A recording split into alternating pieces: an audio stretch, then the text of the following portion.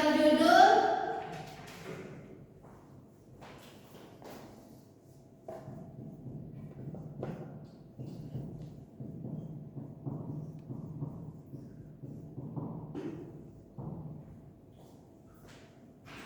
Akhlak terpuji.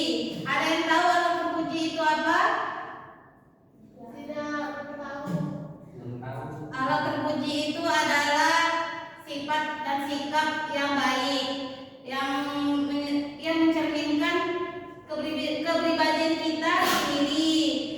Terus akhlak ini sangat penting dalam kehidupan sehari-hari. Apa kalian sudah menerapkan akhlak terpuji dalam kehidupan sehari-hari? Oke, baik. Ibu akan menjelaskan jenis-jenis akhlak terpuji.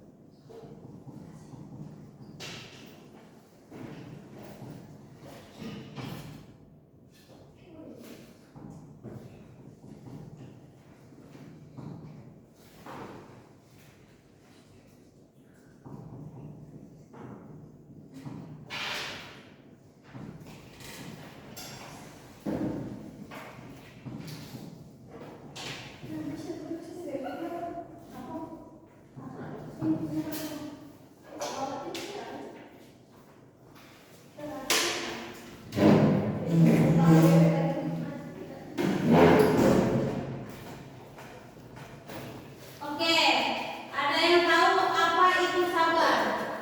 Menahan diri. Benar. Terus ada lagi? Silakan. Oke, sabar itu seperti kita mendapatkan musibah, kita harus sabar. Jangan marah-marah, harus ikhlas. Terus apa lagi? Ada yang bisa menjelaskan? Ketika difitnah orang kita cukup bersabar. Oke, benar. Terus pemaaf. Ya, memaafkan. Benar. Memaafkan itu seperti teman kita berbuat salah, kita harus memaafkan mereka. Dan jangan dendam ya anak-anak. Terus ada lagi? Tidak ada, Bu. Oke, jujur. Ketika disuruh beli minyak goreng di warung, ada kembaliannya, itu harus jujur berapa jumlahnya. Oke, benar. Jujur itu kita ada teman rahasia teman kita tidak boleh disampaikan sama teman kita yang lain. Terus jujur juga seperti kita dikasih orang tua kita uang, kembaliannya jangan kalian ambil, harus dikembalikan lagi.